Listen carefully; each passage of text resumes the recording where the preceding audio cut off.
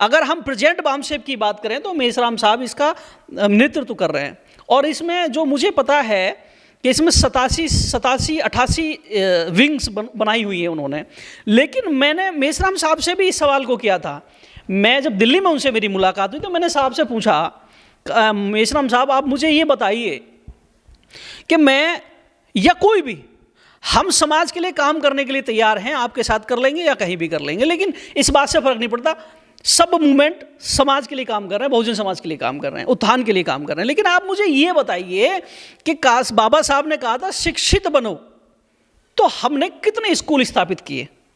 तो उन्होंने कहा वह सवाल मायावती से करो।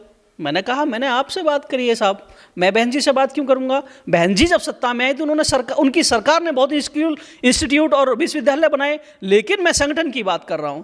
उनकी सरकार ने जब इंस्टीट्यूट और विश्वविद्यालय बनाए तो वो सबके लिए बनाए, मेरे लिए स्पेशल नहीं बनाया। आज सरकार नहीं है, आज कोई जाकर कह दे कि बहन जी ने बनाया ये इंस्टीट्यूट हमारा है, लठ मार के भगा देंगे।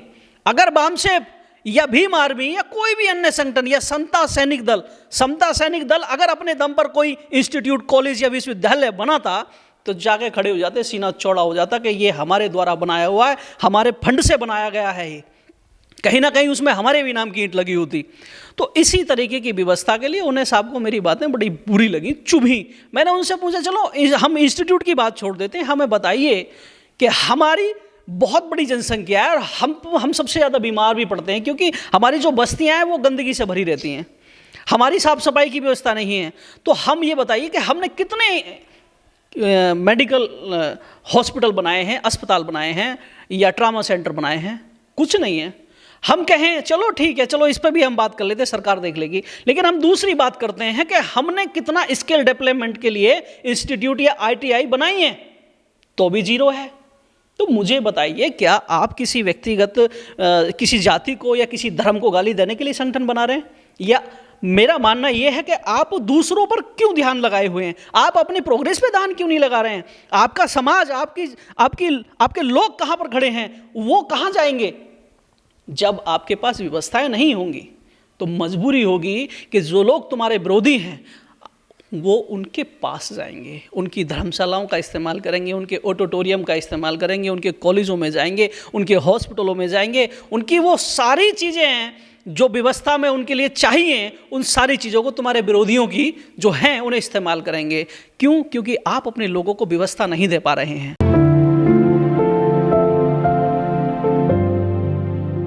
मुकेश जी, आपने भी नया संगठन बनाया है, राष्ट्रीय परिवर्तन शक्ति।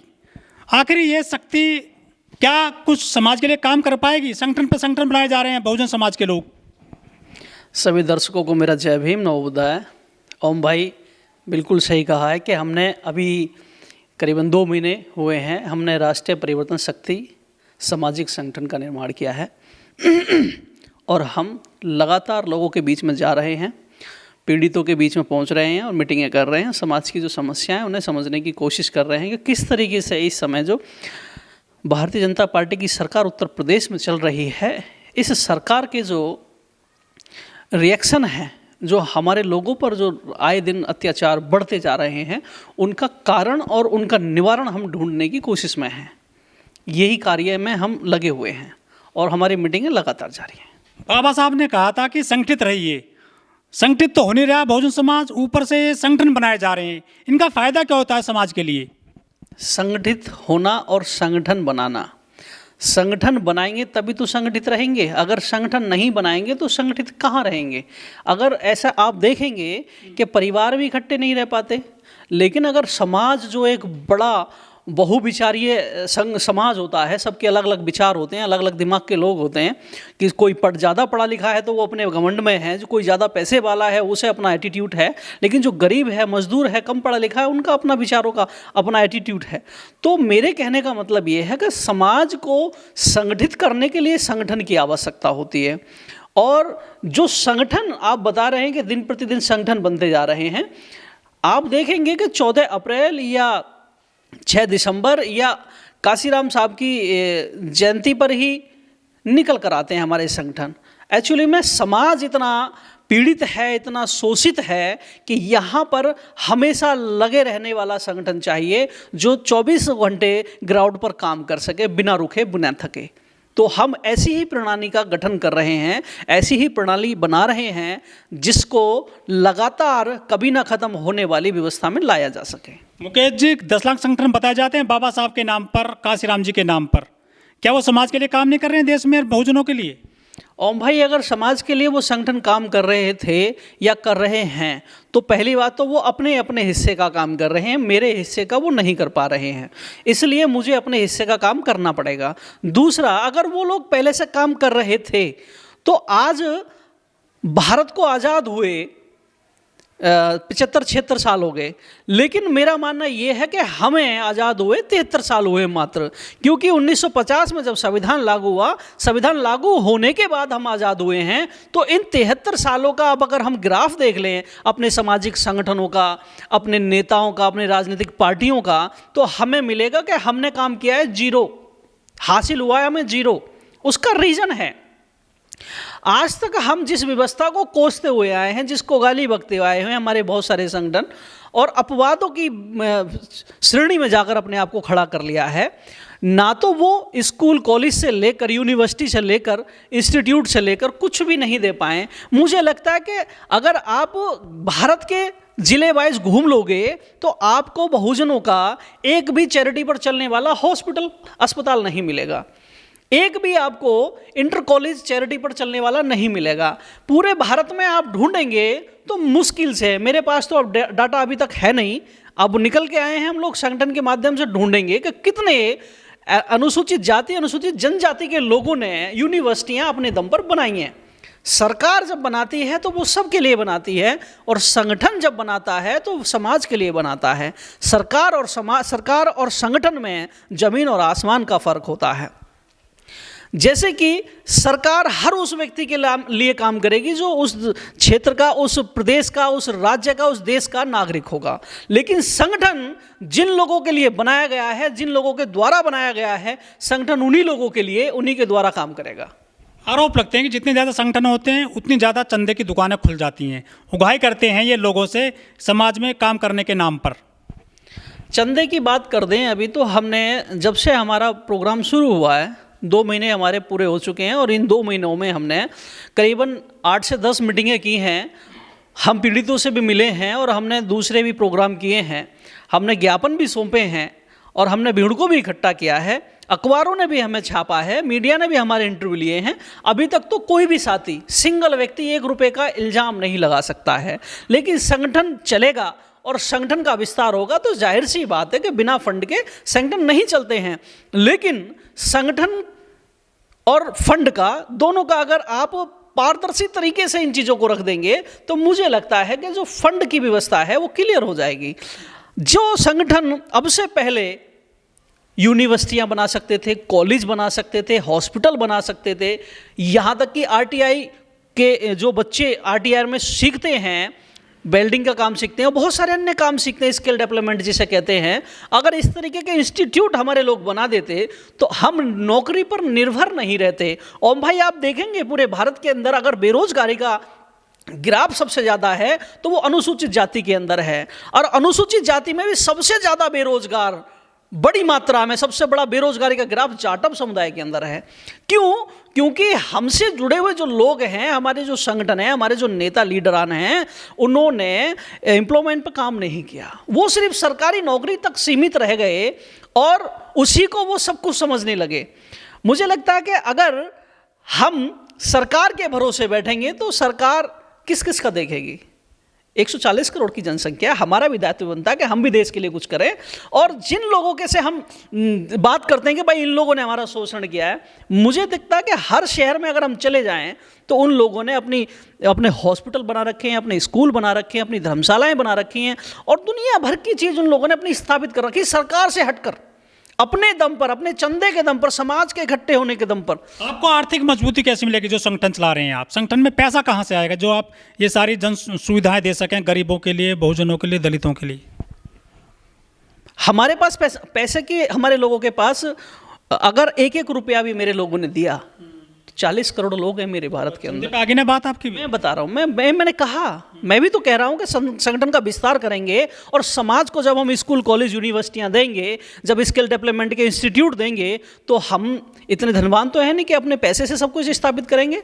पैसा लेंगे, लेकिन उस पैसे को पारदर्शी तरीके से समाज को दिखाएंगे, उन्हें बताएंगे कि हम ये भी कह रहे हैं लोगों से आप पैसा मत दो, आपके पास ज़मीन है तो डोनेट करो ना। आपके पास, सुनिए, आपके पास ज़मीन है, डोनेट कर दो। आपको दिखेगा कि हम आपसे ही कहेंगे कि ओम भाई आप एक काम करिए, आप इसमें एक कमरा अपने पिताजी के नाम से बनवा दीजिए, उनकी याद में बनवा दीजिए। हम आपसे कहेंगे, हम दूसरे व्यक्ति से कहेंगे आप इसमें हैंडपंप लगवाइए, समर करवाइए। इस तरीके से बहुत सारे काम होते हैं। डोनेट करने वाले व्यक्ति भी चाहते हैं कि उनका नाम हो। जिस तरीके से आप देखेंगे कि बहुत सारी धर्मशालाएं हैं गाजियाबाद, नोएडा के अंदर, और आप जाएंगे हरिद्वार जाएंगे तो बहुत सारी धर्मशालाएं ऐसी हैं जिनमें लोग अपने पिता की, अपनी माँ की, अपनी पत्नी की याद में उस ट्रस्ट को डोनेट करते हैं और उसमें एक कमरा बनवा देते हैं, उनका पत्थर लग जाता है। लेकिन बहुजनों के, दलितों के बहुत सारे संगठन, जैसे समता सैनिक दल हो गया, सबसे बड़ा संगठन बताया जाता है, 100 साल हो जाएंगे उसको अगले साल। और भीम आर्मी आपका संगठन एक नया बन गया है। इसके अलावा वामसेप संगठन चला रहे हैं कई। क्या इनसे समाज की जो है काम नहीं हो रहा है, भलाई नहीं हो रही है इन संगठनों से? गरीब गुरबा जो समाज है आपका। मुझसे ज़्यादा इस बात का, इस सवाल का जवाब आप मुझसे ज़्यादा अच्छा दे सकते हैं, लेकिन फिर भी मैं दूंगा। वामसेप जब बना उस समय हम अव्यवस्थित थे, हमें संभालने वाला कोई नहीं था और ना ही हमारे कोई लीडरान थे, हमारे नेता थे, और जो थे तो उतने बड़े लेवल के नहीं थे जो पूरे देश को लीड कर सकते थे। काशीराम साहब निकल कर आए, काशीराम साहब ने समाज को इकट्ठा किया और उसके बाद सरकारें भी हमारी बनी। लेकिन काशीराम साहब के जाने के बाद क्या हुआ है ये आप देख रहे हैं। मैं अगर बहुजन समाज से साथ साथ में अगर मैं ये कहूं कि हम लोगों ने इन 73 सालों के अंदर अमेरिका के अगर ब्लैक से भी हम सीख लेते तो मुझे लगता है कि हम बहुत अच्छी तरक्की कर लेते। ब्लैक, अमेरिका का ब्लैक 1970-72 में आज़ाद हुआ और हम 1950 में आज़ाद हुए, लेकिन आज उसने अमेरिका की इकोनॉमी पर कब्जा किया हुआ है और आज हम भारत की इकोनॉमी का 1% भी नहीं वो करते, कंट्रोल नहीं करते। लेकिन हमारे देश में कोटे के दम पर एसपी बने, डीएसपी बने, डीएम बने, एसडीएम बने, आईपीएस बने, आईएएस बने, कलेक्टर बने, मंत्री बने, मुख्यमंत्री बने, गवर्नर बने। इन्होंने तो कुछ काम किया होगा गरीब गुरबा जाति के लिए, दलितों के लिए। इनको तो मौका मिला था आगे बढ़ने का। उन्होंने काम किया, बहुत अच्छा काम किया, बहुत सराहनीय काम किया। उन्होंने सर्वप्रथम अपने घर को भरने का काम किया, अपने पेटों को मोटा कर लिया और उन्होंने अपनी बिल्डिंगें बना ली और हज़ारों बीघा ज़मीनें खरीद ली। लेकिन अगर हम समाज में उनकी समीक्षा करने निकले तो हम भाई मुझे तो कुछ नज़र आया नहीं है। सब ने अपना अपने हिस्से का काम किया। मैं फिर भी कह रहा हूँ उन्होंने कुछ गलत नहीं किया है। मैं उनको श्रद्धांजलि देता हूँ, जो थे उनको, जो चले गए उनको श्रद्धांजलि देता हूँ, और जो कार्य कर रहे हैं मैं उनका धन्यवाद देता हूँ। मैं ये कहना चाहता हूँ कि जो वेश है, जो नीड है, अगर आप उस पर कार्य नहीं करोगे, सिर्फ कहते रहोगे कि शिक्षित बनो, संगठित रहो और संघर्ष करो। शिक्षित होने के लिए स्कूल, कॉलेज, विश्वविद्यालय चाहिएंगे, इंस्टीट्यूट चाहिएंगे। संगठित रहने के लिए एक संगठन काफ़ी है, और संघर्ष करने के लिए आपको पता होना चाहिए कि संघर्ष करना किस क्षेत्र में है। क्या किसी धर्म से संघर्ष करना है, या किसी जाति से संघर्ष करना है, या अपनी बेरोजगारी से संघर्ष करना है, अपनी दरिद्रता से संघर्ष करना है, अपनी गरीबी से बाहर निकलने के लिए संघर्ष करना है, या अपनी बदबूदार बस्तियों से बाहर निकलने के लिए संघर्ष करना है। कोटे के दम पर या सरकारी जो फायदा मिलता है, जो SC/ST के विधायक हैं, सांसद हैं, या जो अफसर बन गए, जो आगे पहुंच गए, वो तो कुछ काम किए होंगे या फिर अपने काम करें हैं वो? देखिए, काम तो हुआ है, तभी बहुत ज़्यादा बदलाव भी है, ऐसी बात नहीं है। मैं अगर हम अपनी प्रोग्रेस की बात कर लें तो पूरी दुनिया के अंदर इन 73 सालों में जितनी तरक्की हमने की है पूरी दुनिया में किसी ने नहीं की। लेकिन अगर हम ज़मीनी स्तर की उस प्रोग्रेस की बात करें कि जो चीज़ें हमें स्थापित कर सकते थे जो नहीं कर पाए, उस विषय में हमसे चूक हुई है, उसे हमें सुधारना चाहिए। और मुझे लगता है कि तब जागो, जब जागो तब सवेरा।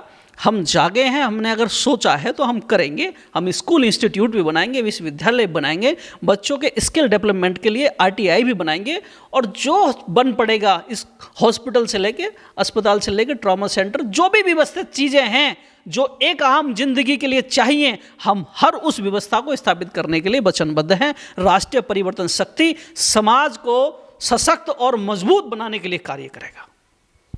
कुछ लोग कहते हैं कि ये संगठन के जो मालिक हैं या पदाधिकारी वो ही बन जाते हैं खुद मजबूत। ये चीज़ें तो आपको व्यवहार में देखेंगी। मेरे कहने से और या ना कहने से फ़र्क नहीं पड़ता, लेकिन अगर आप बहुत लंबे समय से मुझसे जुड़े हुए हैं और आगे भी जुड़े रहेंगे उम्मीद करता हूं, तो आप मेरे बातों से कम और मेरे व्यवहार से ज़्यादा परिचित हैं। तो आप देख रहे हैं कि ऐसा नहीं है कि आपने नहीं देखा है, और समाज भी देख रहा है। हम समाज में बीच में रहते हैं समाज के, और समाज भी इन चीज़ों को फेस कर रहा है, समझ रहा है कि हम क्या चाहते हैं और क्या कर सकते हैं।